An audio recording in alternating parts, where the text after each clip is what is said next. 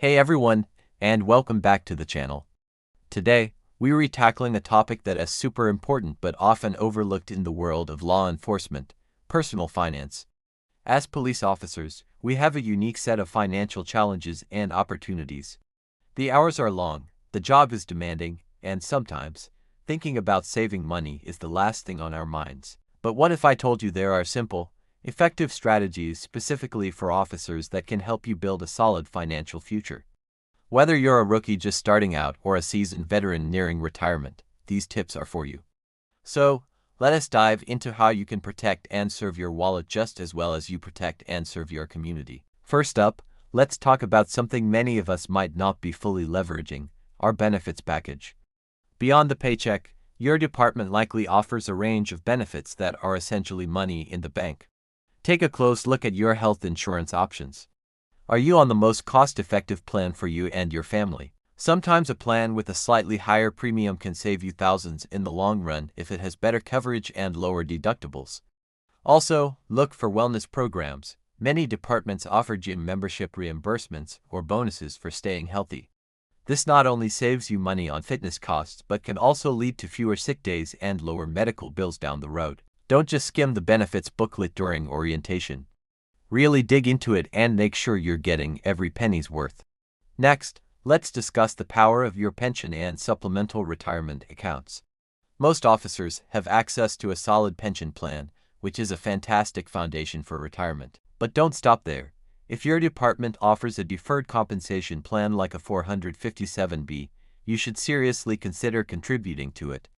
Think of it as a 401k for public employees.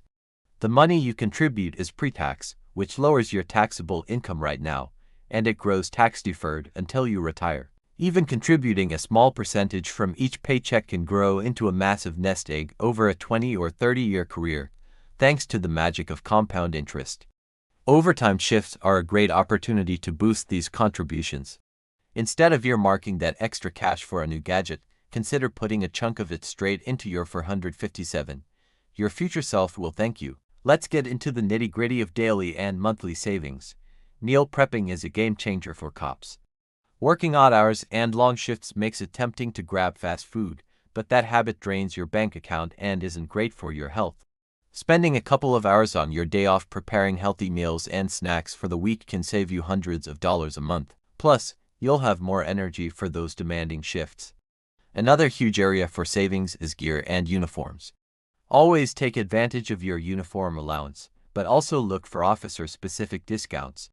Many tactical gear companies and even mainstream brands offer generous discounts for law enforcement. Before you make any significant purchase, from a new pair of boots to a cell phone plan, always ask if they have a first responder discount.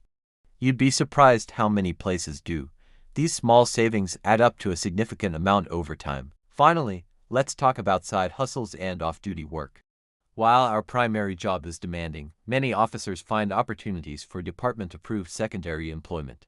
This could be anything from security at a local event to teaching at a community college. The key is to find something that doesn't burn you out and complements your skills. This extra income can be a powerful tool. You can use it to aggressively pay down debt, like car loans or credit cards, which frees up your primary income for saving and investing.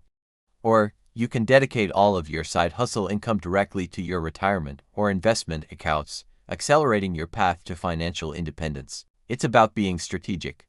Instead of just seeing it as extra spending money, view it as a dedicated tool to fast-track your financial goals. Building these smart habits will provide you with peace of mind, reduce financial stress, and set you up for a comfortable and secure future long after you hang up the uniform. I hope these tips have been helpful for you. Managing finances in this line of work has its own set of rules, but with a little planning, you can build a really strong financial foundation. If you have any of your own money-saving tips for fellow officers, please share them in the comments below. We can all learn from each other. Thanks so much for watching, and if you found this video valuable, please give it a thumbs up and hit that subscribe button for more content. Stay safe out there.